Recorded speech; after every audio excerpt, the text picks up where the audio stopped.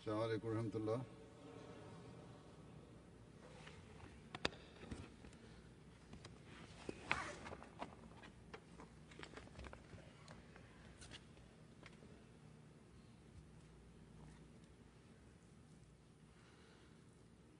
أشهد أن لا إله إلا الله وحده لا شريك له وأشهد أن محمدا عبده ورسوله أما بعد فأعوذ بالله من الشيطان الرجيم بسم الله الرحمن الرحيم الحمد لله رب العالمين الرحمن الرحيم مالك يوم الدين إياك نعبد وإياك نستعين اهدنا الصراط المستقيم صراط الذين أنعمت عليهم غير المغضوب عليهم ولا الضالين.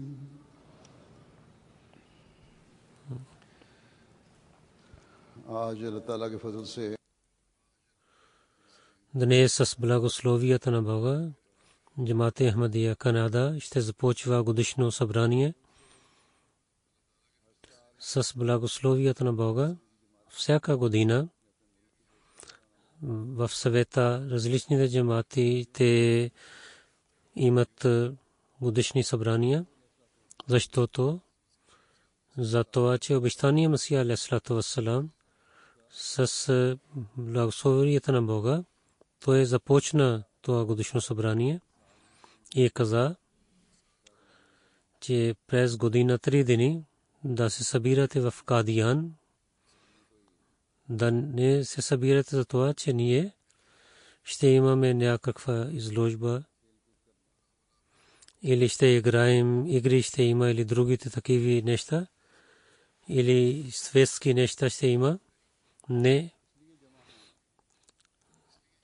Но ние за това трябва да се събираме, че да увеличаваме нашето знание за религия и да имаме повече информация, да се събираме, че да имаме знание за религията, какво е марфат, думата, да знаем, да имаме знание, дълбоко да знаем значението на нещата, това е марфат. И какъв марфат той искаше ние да увеличаваме, да имаме развитие, той искаше, че да не само обикновено да показваме, че ние сме мусулмани, или ние рецитираме калима ла илаха илlallah Мухаммад Расулуллах, но когато приемаме исляма, да имаме развитие в нашата вяра. Той каза ла илаха илlallah Мухаммад Расулуллах, когато рецитирате, тогава трябва да търсите, че какво е Бог и той какво иска от нас. Какви са правата на Бога и как ние ще ги изпълняваме. Заповедите на Бога, как ще разбираме, ще ги разбираме и как ще изпълняваме. Ние пророк саллаллаху алейхи ва саллям вярваме, че той е пророк на Бога, той е последният пророк Хатамул Анбия. Тогава неговите заповеди и неговата традиция трябва да го знаем и да търсим пътищата, как да вървим по тези пътища и какво беше неговата традиция, как да получаваме знанието за него. За това Айша, Аллах да е доволен от нея, разилата на каза, което тя говорила на един човек, който питал за живота на пророк саллаллаху алейхи ва саллям. Тогава Айша отговорила да не си чел Корана и каквото Коран казва, това е живот на пророк саллаллаху алейхи ва саллям и неговия живот и за всяко неговото дело тълкува Корана за пророк саллаллаху алейхи ва саллям. Това е знанието, който един вярващ трябва да получава.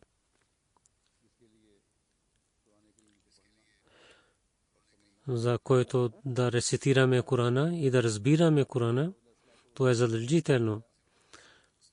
И обещания Масия алейхиссалату вассалам каза, че това е целта на събранието, да имаме развитие в духовността. И когато ще имаме знание, да не спираме до вкуса на това знание, но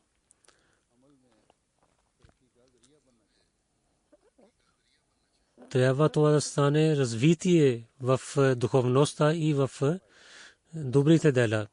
Ако няма духовността, тогава няма файда, няма полза от събранието. И той каза, че една полза от събранието е това. Затова всеки, който идва тук, той да опитва, че помежду си да се познаете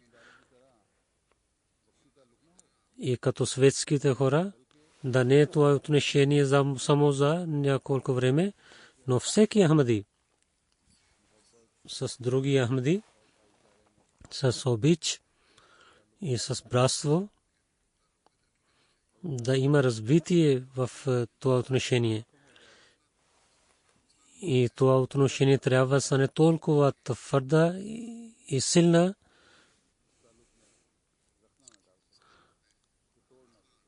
и никой нещо да изкъсва това отношение.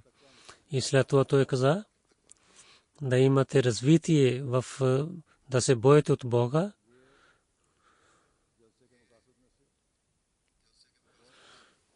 Това от селите на събранието, то е много задължително. Освен това, един вярващ няма да стане истинския вярващ.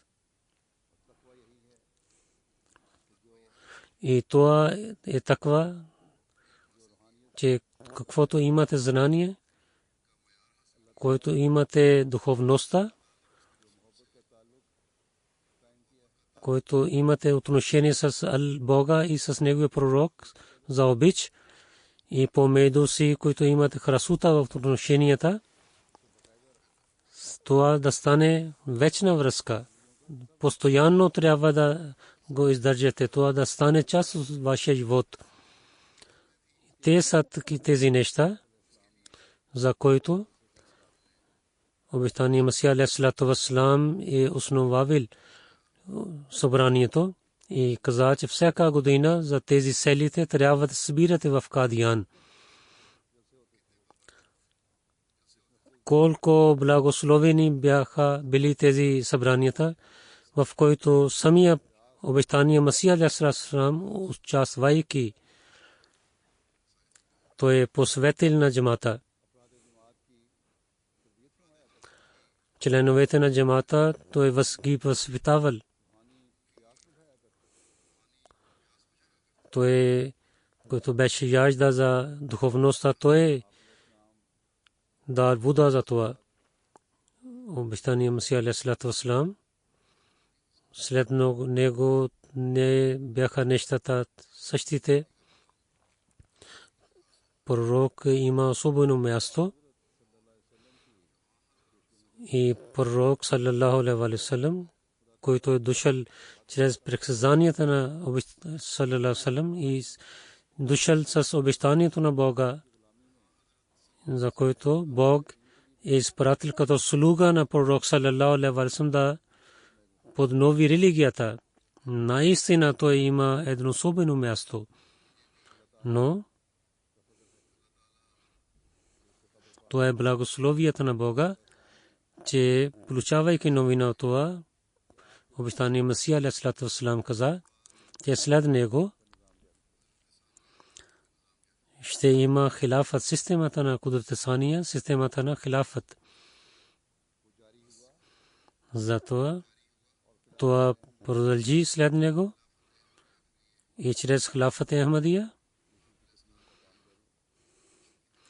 и неговата мисия изпълнява.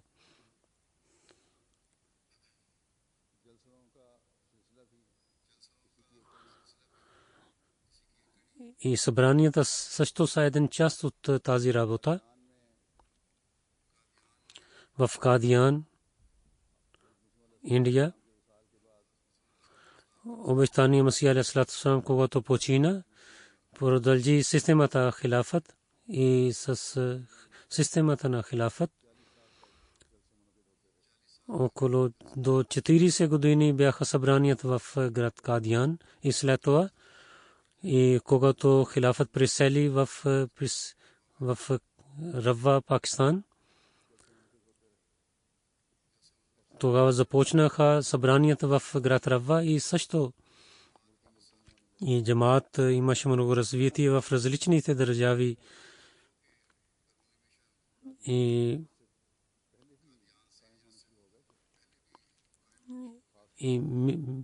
различните места в света, в Африка бяха джамаат, имаше своите мисионери, големи джамаати имаха в Африка, но по-твърда система и по-широка система стана и всеки ден и всеки месец и година и извън Пакистан джамаатите станаха по-силни, докато когато гледаха това развитие враговете на Ахмадия джамаат, те направиха много жестоки закони чрез държавата в Пакистан, чрез който халифа приселил оттам и също оттам много Ахмади също приселиха.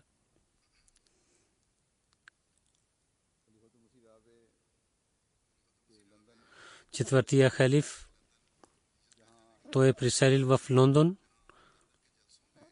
където в Лондон събранията имаха ново развитие и много широки и големи станаха и така и в другите държави те имаха нов живот в събранията в различните държави, така има много развитие и сега на всяко място събранията имат своя свят. Това не е възможно, че много Ахмади да отиват в Кадиян и нито това е възможно, че където е халифа,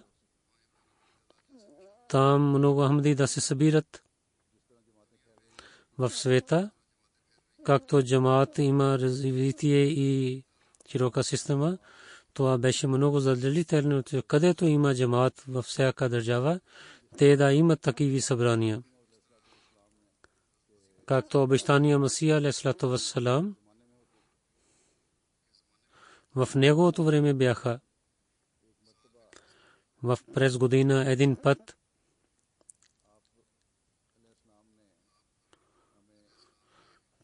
той алейхиссалам да имаме промяна в нашите състояния за възпитанието. Той каза да се събираме на едно място. Затова вие сте тук за това да изпълнявате този цел, който обещания Месия алейхиссалату вассалам е казал.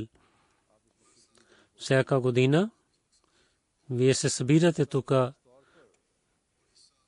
И тази година особено, затова ви се събрахте, че джамаат има сега юбилей за 50 години,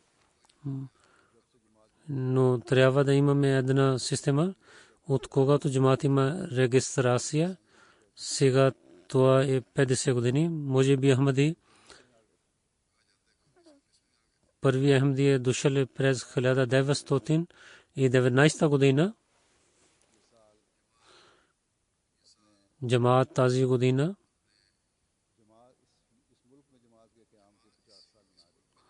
в тази държава те имат 50 години в Канада.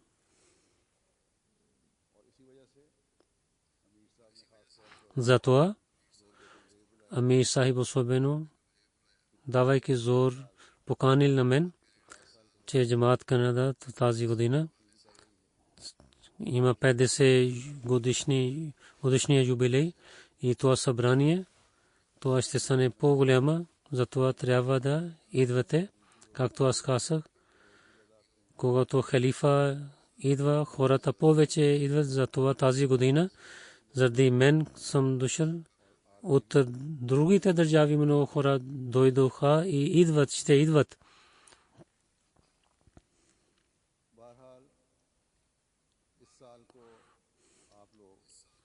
Тази година вие, който живеят тук Ахмадите, това е много важна година за вас.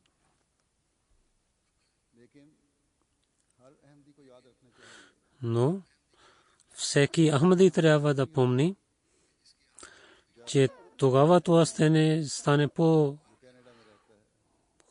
когато всеки Ахмади, който живее в Канада, трябва да опитва за това, че ние, когато станехме Ахмади, това, което имаме обещание за байт с обещание Масия алейхиссалату вассалам, ще го изпълняваме. Тези неща, които обещание Масия алейхиссалату вассалам изисквал от нас, ще ги изпълняваме. Иначе дали са 50 години или повече години, няма разлика.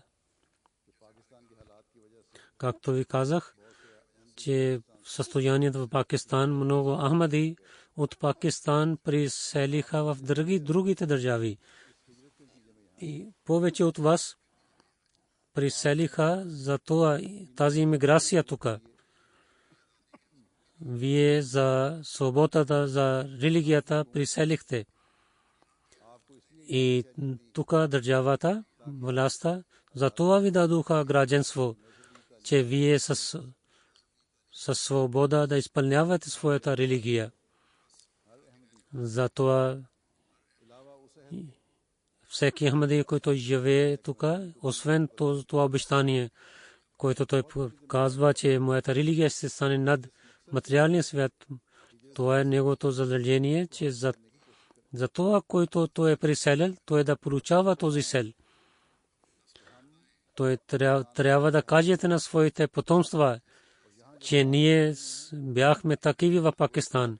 И тук, които ние имаме добро състояние, това се нуждае от нас, изисква от нас, че ние, бъдейки благодарени на истинските благодарени на Бога, трябва да изпълняваме Неговите заповеди. С обещание Масия алейхиссалату вассалам, когато правихме бейт, това обещание, което ние правихме с Него, трябва да го изпълняваме. Един от това е, че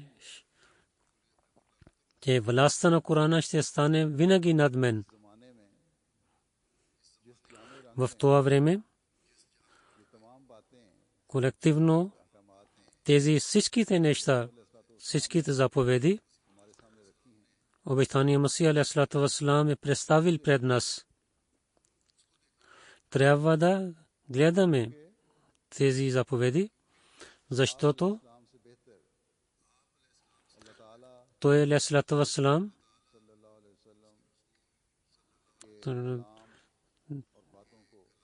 че думите на Бога и думите на пророк саллаллаху алейхи ва саллям никой друг не може да разбира освен него. Той алейхиссалату вассалам, както той напътства на нас, вземайки този път, ние религиозните заповеди и давайки внимание на Корана, да имаме светлина в нашия разум и така нашата вяра ще стане по-силна. Зато обещания Масия алейхиссалату вассалам е посветил на нас много пъти, които в нашето знание и делата да станат по-хубави. Те са много важни за нас. Той алейхиссалату вассалам, вземайки бейт от нас, той иска една мярка, една морал в нас. Събранията са за това да имаме развитие в морала. За това винаги всеки хамди трябва да помни за това. Сега някои хора, те дойдоха в събранието, може би те не слушат с внимателно, може би те са изморени и може би някой спът. Тези неща, които аз искам сега ще ви казвам, с внимание да слушате и с всичките чувства трябва да седне тук. Половин час или 40 минути не са. Трудно да седне тук.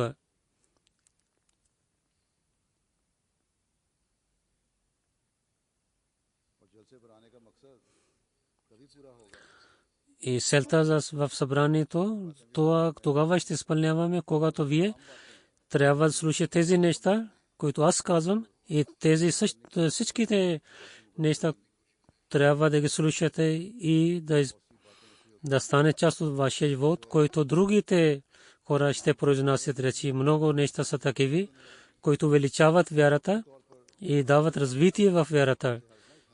И само временно да зовайки името на Бога, да не се радвате, това трябва да стане част от вашия живот. Тези неща, които ви казах, че обещания Масия алейхиссалату вассалам, ще ви разказвам в неговите думи, че неговите думи да слушате с ушите си и да приемете го в сърцата си и да имаме в това развитие в духовността, промяна в духовността, която той алейхиссалату вассалам иска от нас. Той алейхиссалату вассалам казва на едно място, че аз много пъти казах на моя джамаат, че вие да не мислите, че вие направихте бейт.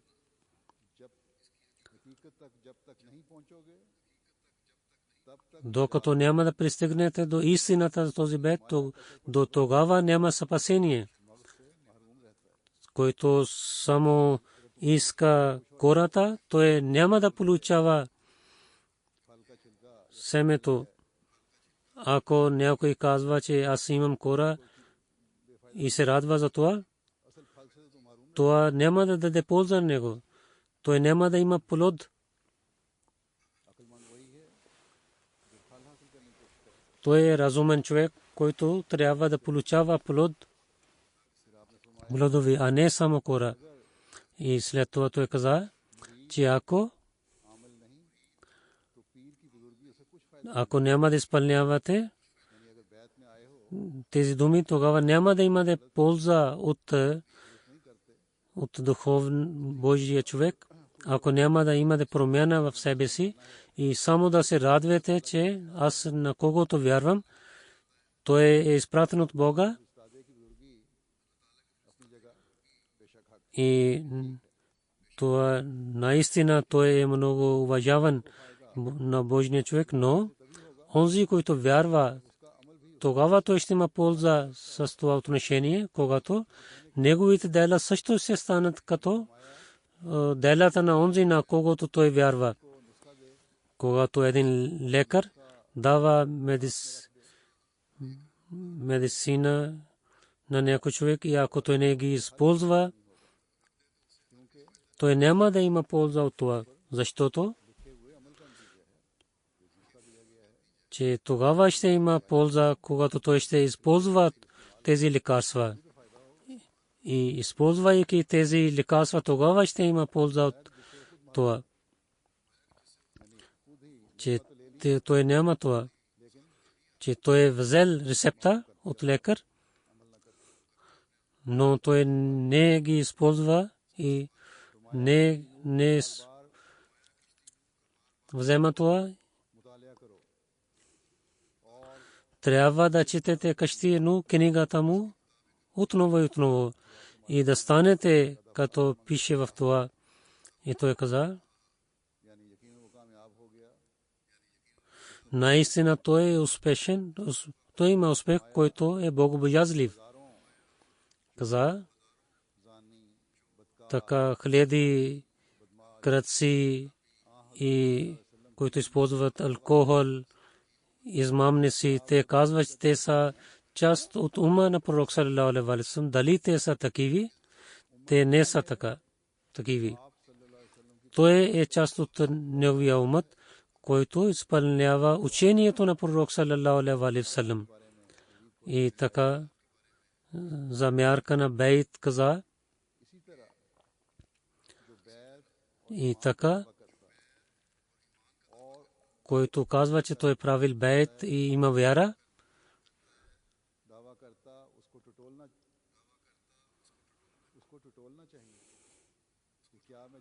той трябва да гледа себе си, дали аз съм като кора или като плод. Докато няма плод, вяра, обич, подчинение, бейт, вяра и да казва, че той е мусулманин, той не е истинския вярващ. Трябва да помните, че това е истина, че пари Бога, че ако няма плод, той не се обръща внимание към кора. Трябва да помните, че не знаем, че кога ще умираме, но това е истина, че наистина един ден ще умрем. И за това да не мислете, да не се радвате за това, че казвате, че вие вярвате. Това няма да даде полза на вас, докато човек да има много смърти в своя живот и много промяни и революции трябва да има в себе си. Той няма да получава целта на човечеството. Какви са тези смърти? Че религия да стане над материалния свят. Светлините на този светския живот, на всяка стъпка в тези държави, има хората се отива далеч от Бога. Такива са нещата. Трябва да пази от тези неща.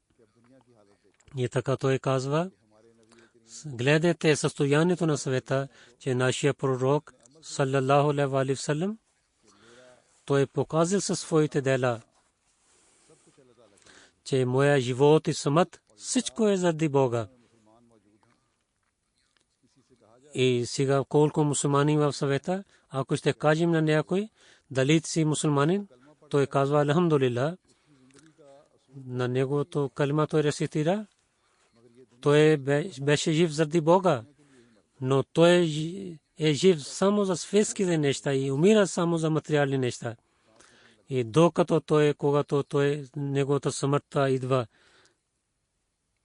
приближава за своя смърт, той каза, да се радвате, това не е работата на разумен човек. Някой еврей, някой мусулманин каза, да станеш мусулманин. Той каза, да не се радвайте, че си мусулманин. Еврей каза, че моето момче беше Халид и той почина. Халид, той не получавал вечен живот. Той каза, до вечера той почина и така го погребих. Трябва да търсите истината, да не се радвате само по имената. Колко трябва да имате срам, че човек с много велик пророк саллалаху алейхи ва саллям да казва, че той вярва в него и да живее като невярващите. да покажете пример на пророк саллалаху алейхи ва саллям, да имате неговото състояние в своя живот. Един път някои хора дойдоха при него и правиха бейт. След бейт обещани Масия алейхи салам ги посветил.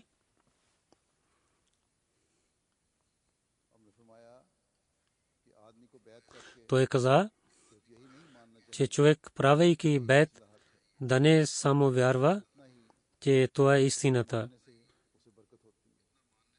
И само с тази вяра той ще има благословия. Той каза, да станете добри, да станете богобоязливи, да прекарвайте своето време с молитвите.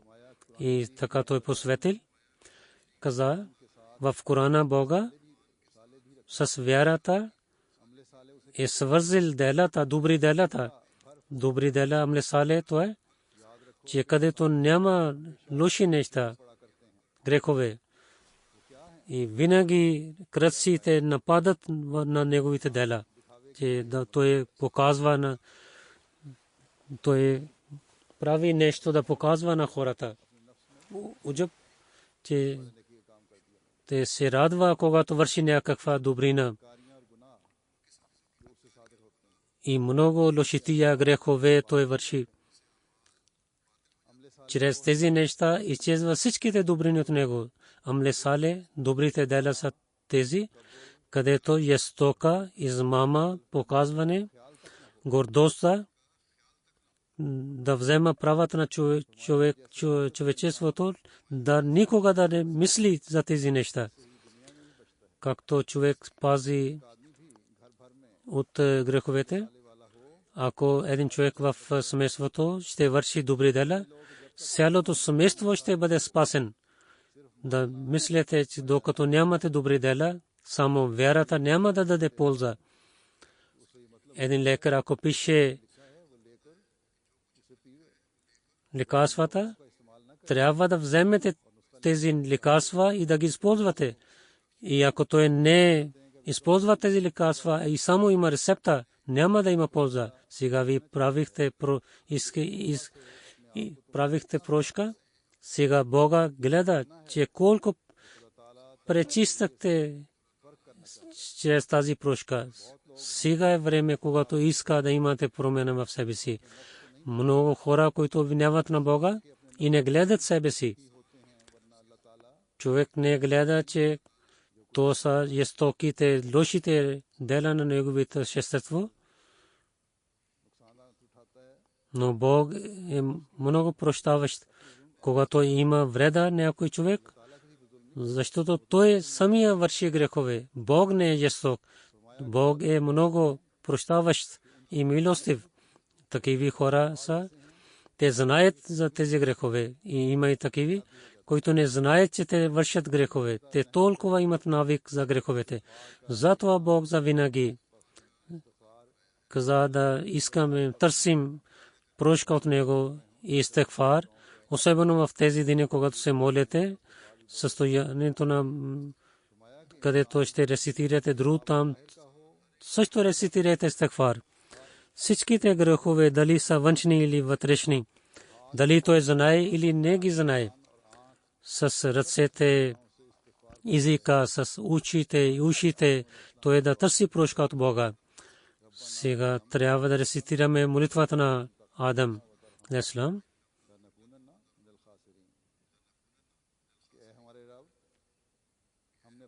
О нашия Бог, ние бяхме ястоки със себе си.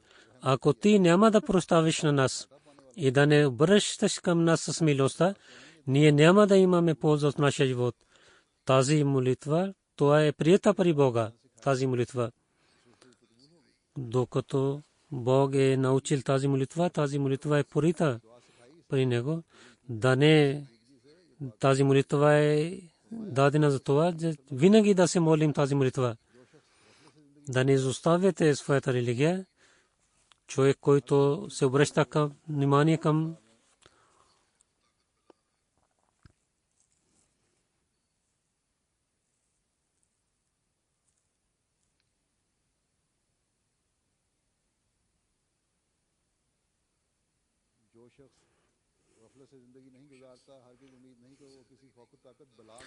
онзи човек, който не се обръща към Тързана, той няма да има проблеми в своя живот. Ако ще обърнете внимание към Бога, тогава няма да имат изпитания. Всичките изпитания идват, както тази молитва Бог е откровил на мен. Тази молитва също трябва да рецитираме много пъти. На едно място в едно малко събрание Маули Абдул Карим Сахиб каза, че Хазур да казвате да имаме единство и братство. Затова той е посветил някой една част от това ще ви разказвам. Той каза, че аз съм дошъл за две неща. Първо, че да имате вярвате в единство на Бога, и друго, да покажете милостта към един на друг. Това промяна да покажете, който да стане една знак за другите. Това беше пари последователите на пророка саллаллаху алейхи ва саллям.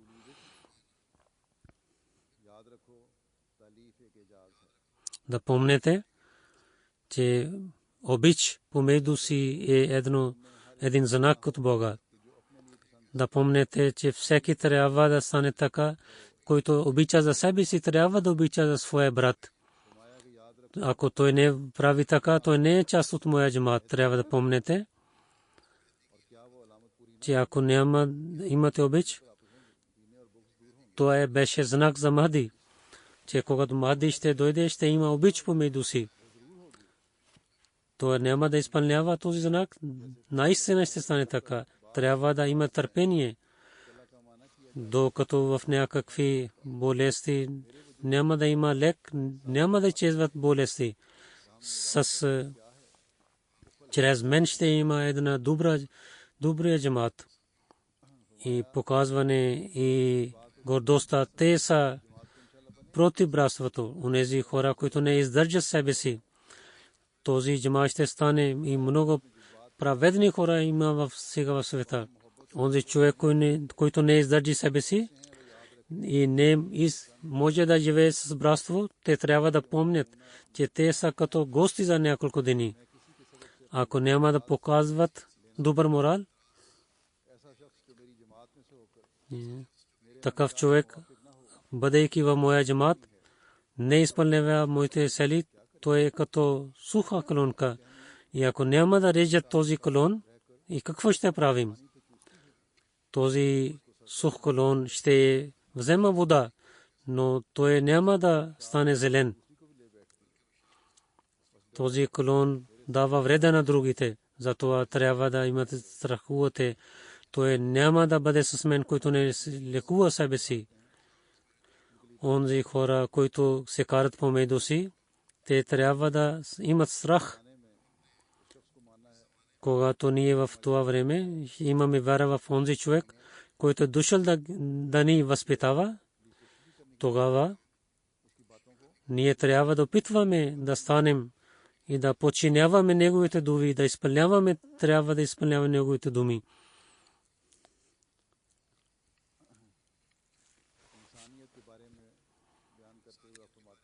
За човечеството, разказвайки, той каза, че какво е човечеството и какви са мерки и един вярващ как трябва да бъде.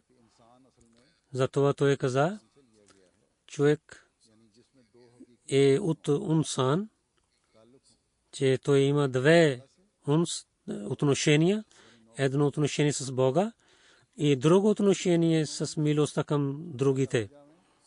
Когато тези две неща има при един човек, тогава той ще стане инсан. И това е плод на думата. Това е всичкото човечество, едно отношение с Бога и да изпълняват правата помежду си. И тук човек става улул албаб. Докато това няма, нищо няма при него. Хиляди пъти, ако ще претендирате, че но пари Бога и пари неговите пророк и ангелите, това е нищожно. И разказвайки това, работи за материалните неща, Бог не ги забранява и дава заповед, че трябва да вършите работите. Но целта да не стане светски неща и само да търсите благодат на Бога. Трябва да винаги да помните това, където да търсите благодати на този светския живот, там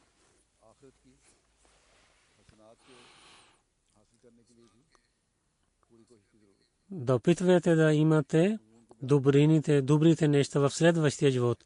Разказвайки тази тема, той каза на едно място, че Бог, където ни казва тази молитва, в тази молитва той каза, че първо е живот, но какъв живот? Че добър живот, който в следващия живот ще има полза. С тази молитва може да разбираме, че един вярващ, когато върши някакво нещо в този живот, той трябва да гледа следващия живот също. И всичките в тази молитва са всичките тези добрини, за които един вярващ трябва да опитва за този материален живот. Така да получавате материален живот, чрез който да имате развитие в добрини. Затова, за този материалния живот да получавате, то е незабранено. Затова да трябва да опитвате и така да опитвате да имат добрини, а не давайки вреда на другите, вземайки правата на и парите на другите. А не това, че да дадете вреда на другите. Такъв живот, наистина това е добрини ще станат в следващия живот. И този живот, такъв живот ще стане хубав живот в следващия живот също. Защото онези хора, които прекарват живота така за Бога и така те харчат парите за добрините на човечеството. Така той каза, че той влиза в нашия джамат, който изпълнява нашето учение. И със своите усилия той ги изпълнява. Но който само вземайки името, той не изпълнява учението. Той трябва да помни, че Бог иска този джамат да стане особен джамат. И Бог иска това да стане. И онзи човек, който не е в джамата, само с името няма да стане част от джамата. Ако той не изпълнява учението на джамата и всички не подчинява всичките неща, само името той няма да стане Ахмади. Ще дойде време, когато той ще откъсва от този джамат. Затова, докато е възможно, вашите дела да станат под това учение. Добрите дела са като освен добрите дела, човек няма да има развитие, както птиците летат. И добрините на човека, те дават възможността той да лети в духовността. Птиците знаят, ако няма да използват това знание, тези работи, които вършат, те не могат да вършат. Ако и това, който дава мед, и така и галабите, колко те използват своя разум и колко далече те летят в миналото, те вземат писмата от едно място на друго място. Затова е първо, че човек да използва своя разум и да мисли, че тази работа, която върша, това е под заповедите на Бога и за Бога е тази работа или не. И за преди всяка работа трябва да мислим, че тази работа, която върша, дали това е позволено от религията, Бог позволява това или не, а не, че само за материалните неща да използва всичките непозволените неща. Каза, че когато гледа използва своя разум тогава, вземайки работа от ръцете, да не седне само, но трябва да гледа. Учението трябва е правилно. Понякога става, че учението е правилно, но човек няма разум или някой лъже, има измама. Затова винаги трябва да търсите нещата заради Бога. Той каза, разказвайки възможността да имаме страх от Бога, че Бог ми е изпратил, че полето на таква е празен. Таква не е да вземете сабия в своята ръка. Това е непозволено. Ако вие имате таква, тогава целият свят ще стане с вас. Затова трябва да станете богобоязливи. Онзи, които използват алкохол или които имат такава религия, където имат алкохол, те нямат таква. Те имат война с добрината. Ако Бог дава сила на нашия джамат, те да се воюват с лошитията и да имат развитие в добрините, това е много голям успех. И няма друго по-успешно нещо от това. Гледайте в света, че хората не се обръщат внимание към такова. Те правят нещата на Бога и те истинския Бог е скрит от тях. Но Бог сега иска, че той да показва себе си и хората да знаят за него. Онзи хора, които мислят, че този свят е като Бог, те няма да имат успех. Много голямо наказание ще дойде от Бога.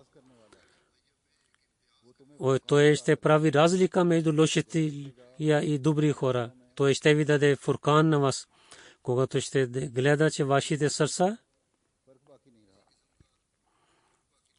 няма разлика. Ако някой има бейт и казва, че моя религия ще стане над материалния свет, той не показва това истината със своите дела, тогава Бог няма да обръща към него. И такива хора, ако не един 100 ще умират, те няма да се казваме, че те нямат промена в себе си. Онзи, който маха тъмнина в себе си, има светлина, пречиста своето сърце, не пречиста своето сърце, затова това има наказание. И това състояние, което има в света,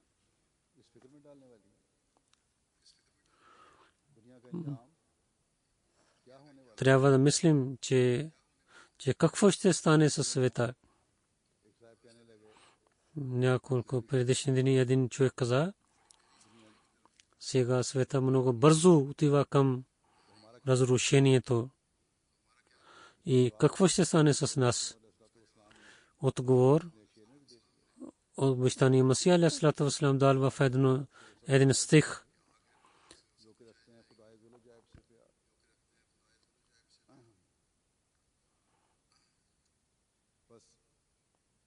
Че това е огън и всичките ще бъдат спазени, които имат обичта на Бога. За това, че нашето отношение с Бога да стане по-силно. И където Бог да изпълняваме правата на Бога, трябва също да изпълняваме правата на човечеството. Да опитваме да имаме тези добрини, които Бог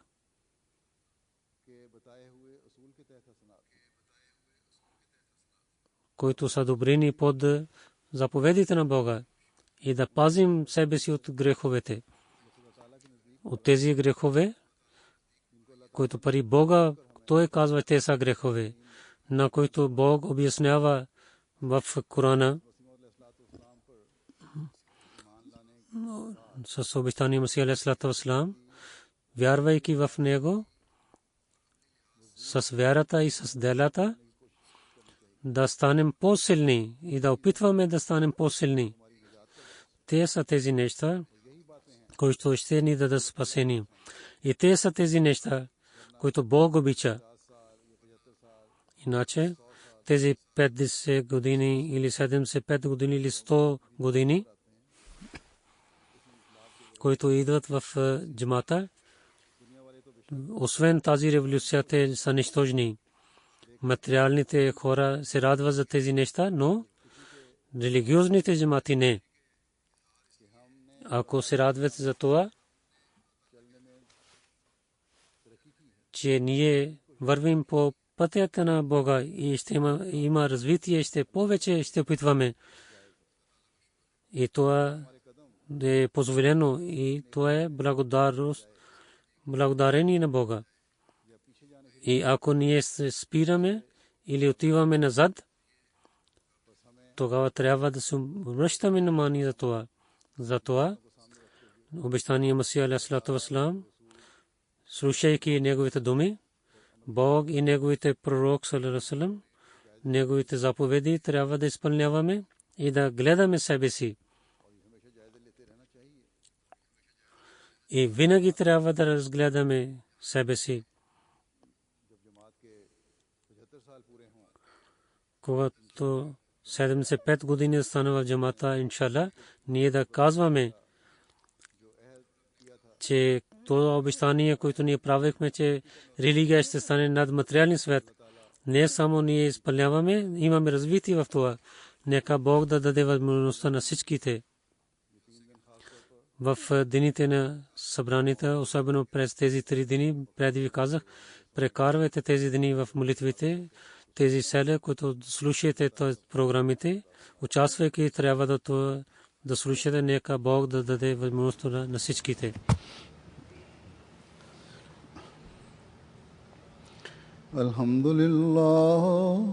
Alhamdulillah, nahmaduhu wa nasta'inuhu wa nastaghfiruhu wa nu'minu bihi wa natawakkalu alayhi wa na'udhu billahi min shururi anfusina